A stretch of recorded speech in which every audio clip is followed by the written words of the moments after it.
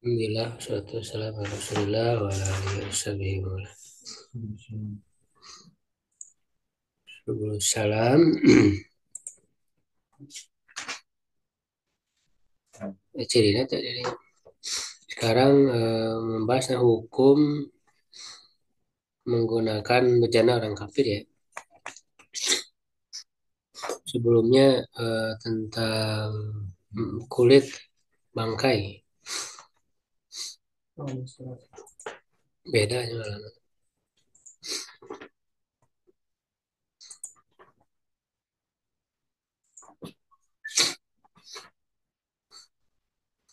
Ya, di sini dikasih judul dari pentahkik ya, bukan dari Imam As-Sun'ani ya, penulis Subul Salamnya, tapi ini dari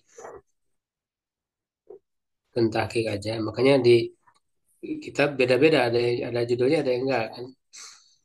Hukum istimali aniyatil kufar, hukum menggunakan bejana orang kafir ya. Wan Abi Sa'labah Al-Husaini ya radhiyallahu anhu qala qultu ya Rasulullah, aku berkata wahai Rasulullah, inna bi ardi qaumi ahli kitab, qaumin ahli kitab. Sesungguhnya kami berada di negeri ahli kitab.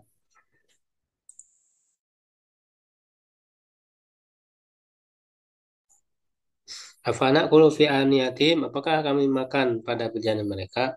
Qala la takulu fiha. Dia menjawab, jangan makan padanya, illa alla tajidu ghairuha. Kecuali kalian tidak mendapat yang lainnya, faksiluha wa kulu fiha. Ya, cucilah dan makanlah padanya. Ya, muttafaq alaih, Bukhari Muslim ya. Diriwayatkan juga oleh yang lain ya. Jadi ketika disebut muttafaq alaih itu bukan berarti tidak diriwayatkan selain Bukhari Muslim ya. Karena kan kalau udah disebut muttafaq alaih itu udah menunjukkan kuat, walaupun tidak diriwayatkan oleh yang lain.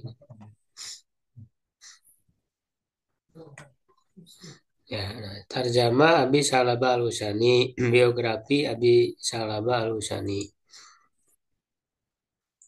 Silakan yang online barangkali ada yang membaca.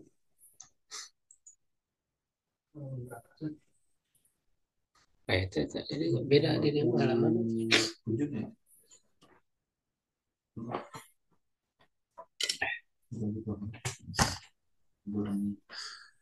Masih awal-awal. Bang Farid, padahal baca. Padahal baik baca.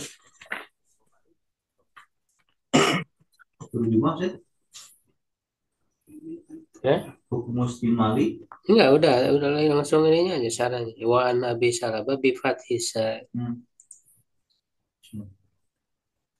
Wa an Abi Ta'labata bi fathit ta'i ba'daha ainun muhmalatun sakinatun falamun maftuhatun famuwahhadatun al-khushani Kali al-khushani radhiyallahu anhu yudumil qail jamati fashinun mujamatun maftuhatun fanunun nisbatun ila Khusyaini bin Namiri min Qudu'ata Udifat ya'uhu indan nisbati wasmuhu Jurhum bidomil jimi ba'daha rokun sakinatun fahaun madmumatun ibni Nashib ibni Nashibin bin Nuni wa ba'dal alifi shinun mujamatun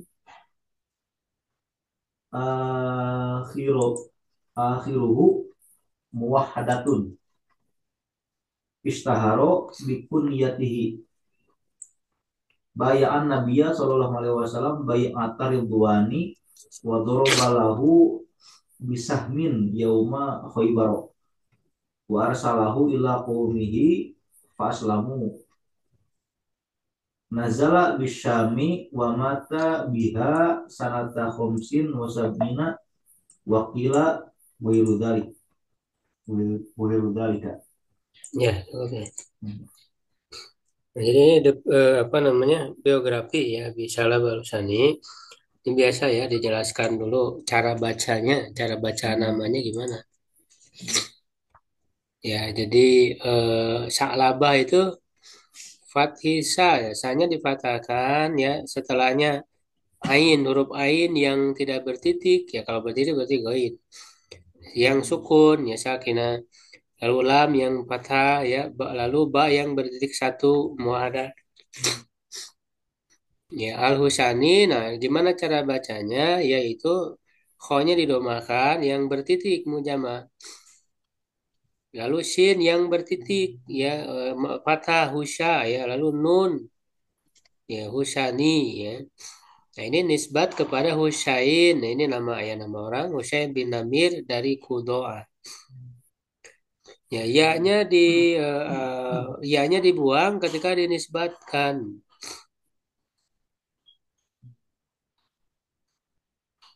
Ya, ya-nya maksudnya ya di Husain tadi ya. Kan di Husain kan ada ya.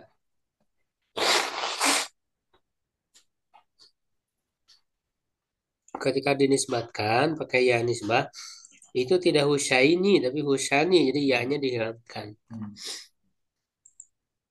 Jadi langsung Husani.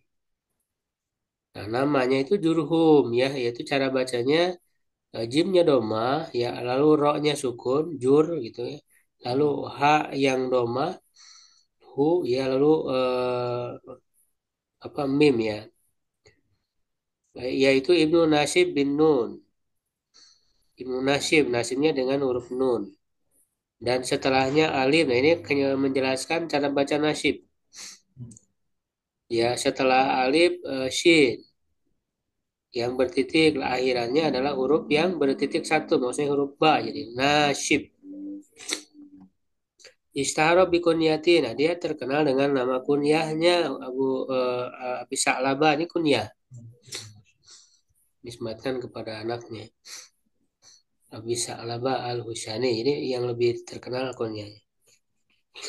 Nah, dia itu berbayat kepada Nabi pada saat bayat Ridwan.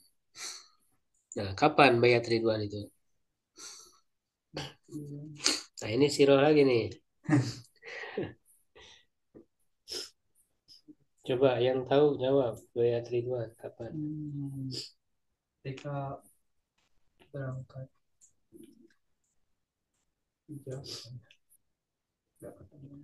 Bayat Ridwan itu dalam peristiwa apa?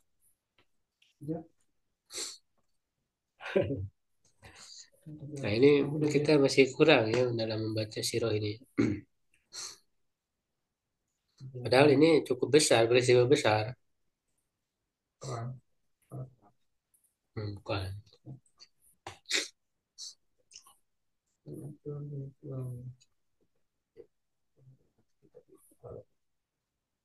Beatrice di surat Al-Fat ya itu disebutkan. Apa?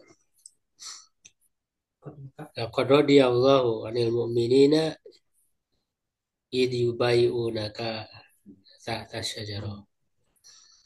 Sungguh Allah ridho ya kepada orang beriman ketika mereka berbayat kepadamu di bawah pohon. Nah, Allah ridho maka disebutlah bayat ridwan, artinya bayat yang diridhoi oleh Allah. Itu kan dalam peristiwa Hudaybiyah, perjanjian Hudaybiyah. Tahun berapa Hudaybiyah?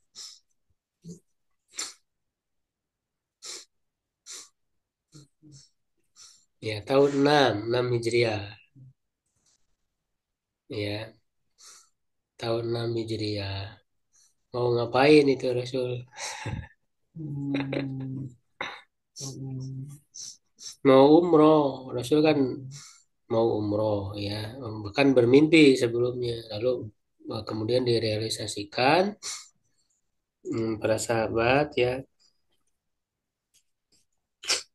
jumlahnya eh, apa 24.000 ya kalau nggak salah. Nah, cuman di perjalanan ketika sampai di sebuah tempat yang bernama Hudaybiyah itu dihadang oleh orang kafir. Ya kan, dihadang oleh orang kafir Ada beberapa utusan datang ya, belum belum disepakati itu untuk melakukan ini lobby perjanjian. Sampai nanti ada beberapa utusan datang. Bahkan sempat Rasul juga mengirim utusan, nah termasuk diantaranya Utsman bin Affan. Hmm. Nah Utsman bin Affan ketika diutus ke mereka, kenapa Rasul memilih Utsman ya? Karena di pihak mereka banyak keluarga Utsman, jadi maksudnya dia terlindungi gitu oleh keluarganya.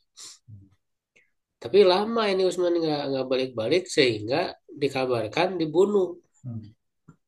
Nah inilah yang menjadi sebab Rasul membaiat para sahabat untuk tetap menghadapi mereka demi Utsman ini gitu. Beri baiat kepada sahabat Rasul untuk siap apapun yang terjadi ya untuk menghadapi orang-orang kafir itu. Inilah yang disebut baiat ridwan, ya kan? Sampai kemudian akhirnya kan disepakati yang disebut Sulhul Hudaybiyah, perjanjian damai Hudaybiyah. Ya, nah itu kan terakhir yang melobinya itu dari pihak orang kafir Suhail bin Amr. Nah, itu Rasul memuji ya Suhail itu namanya sesuai nih. Suhail itu dari kata sahlun, memudahkan ya. Kalau dengan orang ini pasti mudah nih urusan gitu. Itu kan dipuji oleh Nabi. Pada akhirnya kan nanti akan masuk Islam.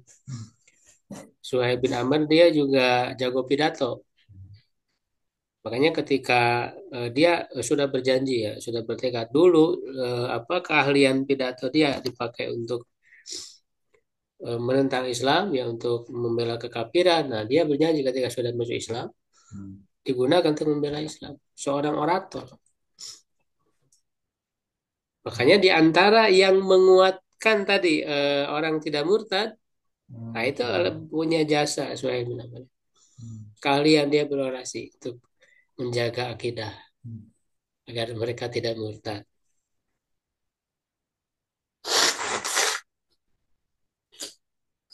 Suhail bin Amr.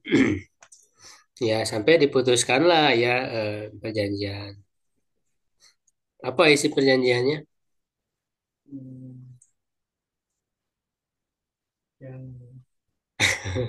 Isi perjanjian ini penting ini harus tahu. Itu kan tidak apa namanya nggak jadi untuk saat ini untuk melaksanakan umroh ya tapi tahun depan ya baru melaksanakan umroh tahun depan itu pun cuma 3 hari umroh di tahun depan. Nah di tahun depan itu yang disebut Umrohul Qadha tahun 7 karena mengganti umroh di Hudaybiyah peristiwa Hudaybiyah yang terjadi ya kan. Lalu disepakati tidak berperang selama 10 tahun. Tapi baru 2 tahun mereka melanggar. Melengkapi. Nah, itulah yang melanggaran mereka itu yang menjadi sebab terjadinya Fatu Makkah tahun 8. Gitu ya. Nah, termasuk juga kalau ada dari orang Islam yang datang dari Madinah yang datang ke Mekah nggak boleh dikembalikan. Ya, kalau ada yang dari Mekah datang ke Madinah harus dikembalikan. Nah, ini kan secara sepintas kurang imbang gitu. Nah, inilah yang membuat sebagian sahabat itu agak kecewa. Ya, termasuk Umar juga agak ini gitu. Tapi kemudian nanti Umar menyesal gitu atas apa agak protes gitu ya dengan perjanjian ini karena ternyata ya Rasulullah lebih tahu gitu. Karena ini yang minta damai kan orang kafir gitu, bukan bukan kita. Nggak biasanya mereka bahasa cuma tahu bahasa perang aja. Orang kafir baru kali ini berarti kan mereka mengakui kekuatan umat Islam mau berdamai gitu. Itu diterima oleh Nabi. Ya dan keputusan itu ya ada hikmahnya ya walaupun tadi secara sepintas. Ya, mereka kecewa kan mau umroh nggak jadi. Siapa yang kecewa? Nggak kecewa. Iya kan udah perjalanan jauh udah. Ya makanya kalau ada yang umroh nggak jadi, ingat ini kisah ini, peristiwa ini. Para sahabat juga pernah gitu ya. Kecewa. Makanya di antara dampak kekecewaan mereka kan sudah bawa itu binatang buat disembelih ya aju ya. Rasul itu pernah memerintah ke mereka untuk sembelih hadyu itu. Hmm. Tapi nggak ada satupun yang melakukan. Coba itu. Pernah itu kayak gitu. Karena mereka masih ini gitu. Masih kamu punya keinginan untuk umroh untuk ini. Hmm. Ada kecewaan. Nah, makanya di situ di antara istri yang dibawa oleh Nabi pada saat itu kan adalah Ummu Salamah. Nah, di antara keistimewaan Ummu Salamah ini beliau mengusulkan kepada Nabi, ya Rasul nggak usah banyak bicara kata Ummu Salamah, engkau ambil apa namanya bawa gitu ya hewan itu ya kambing itu lalu engkau ambil pisau lalu sembelih nggak usah pakai kata-kata Hmm. pakai contoh aja ya lalu kan disuruh untuk bercukur Rasul nyuruh orang cukur jadi pakai contoh Hmm. itu usulan Ummu Salamah dan usulan itu dilakukan oleh Nabi dan ternyata ketika mereka melihat oh Rasul mimpin baru mereka kemudian ikut melaksanakan Hmm. ya kan. Nah, itu kan usulan dari Ummu Salamah ya istri beliau.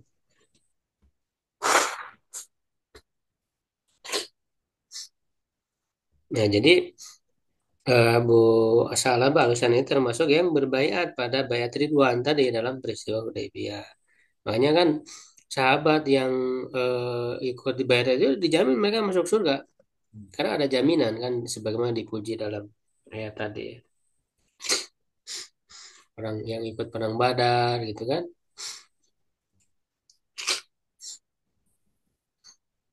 Wadoroba lahu bisamin yang hebat. Eh, Wadoroba wadoroba lahu bisamin memukulnya dengan satu apa anak panah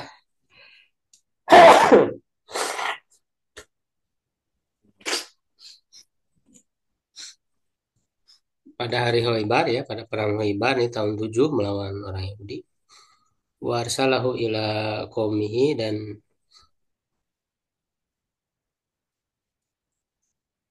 dia mengutusnya ya kepada kaumnya fa aslamu lalu mereka masuk Islam. Ya, jadi maksudnya sahabatnya disuruh oleh Nabi kepada kaumnya untuk berdakwah lalu mereka masuk Islam. Nazala di Syam, dia tinggal di Syam dan meninggal di sana. Hmm. Itu tahun 75 dan ada yang mengatakan selain itu. Ya, kalau aku tuh ya Rasulullah, nah ini tadi ya matannya, nah, hukum fikihnya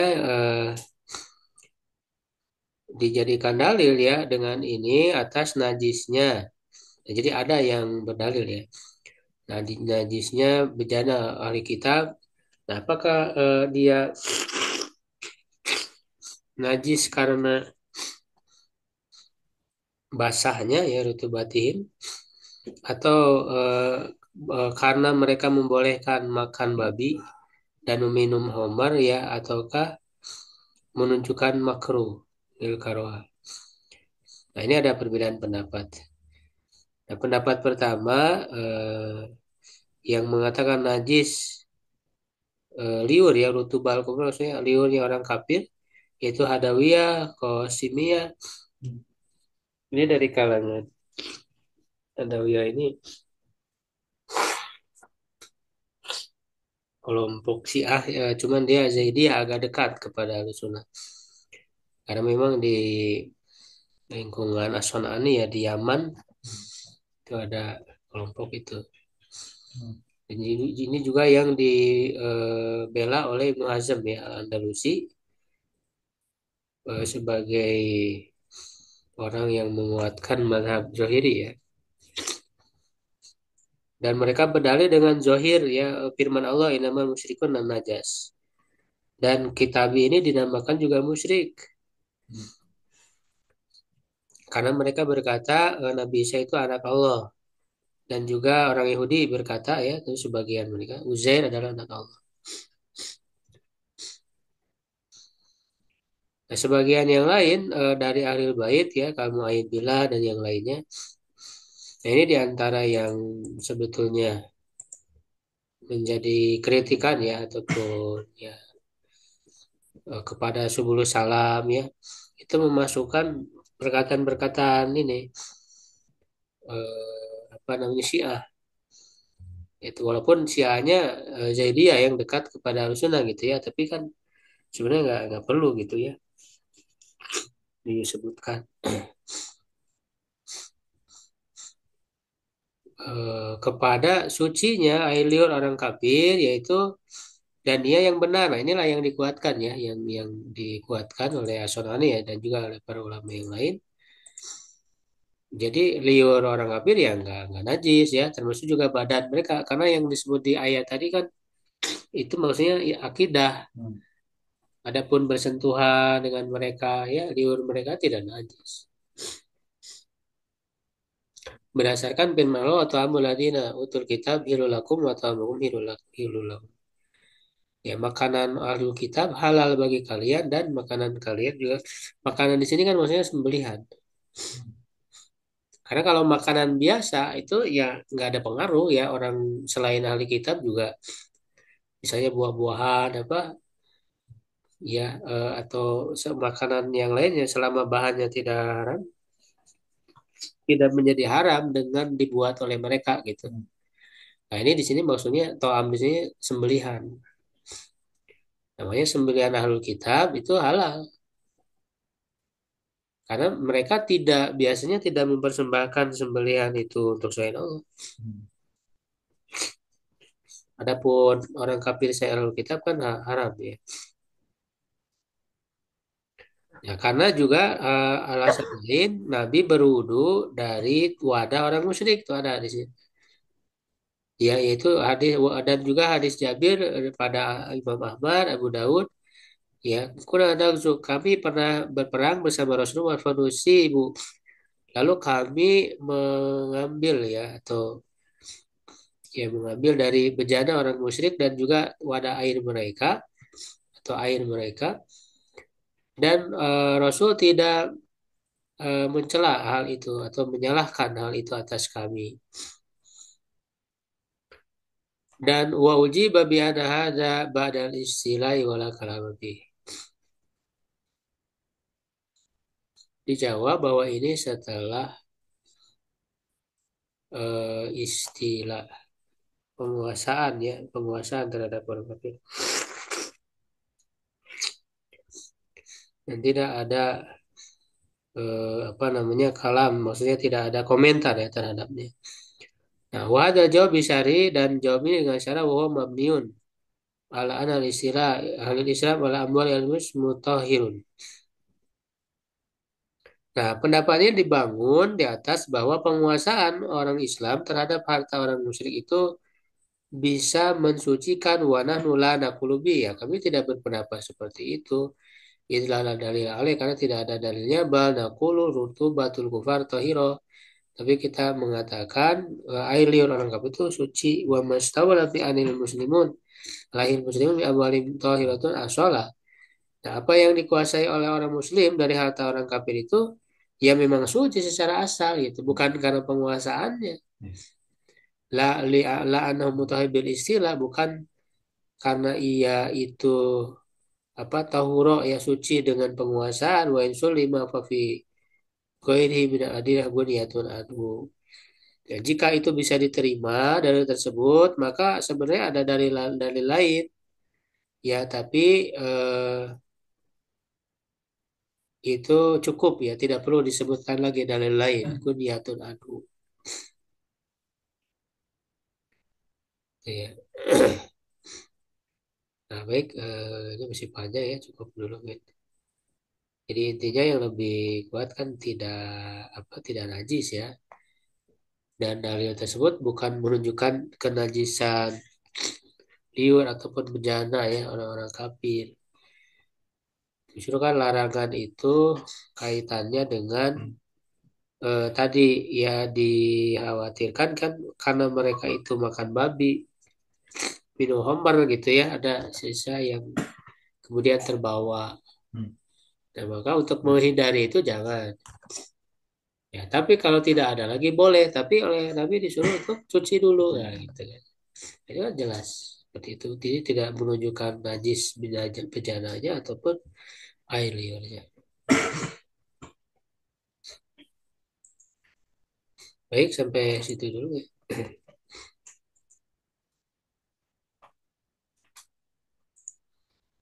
Syukran. Assalamualaikum warahmatullahi wabarakatuh.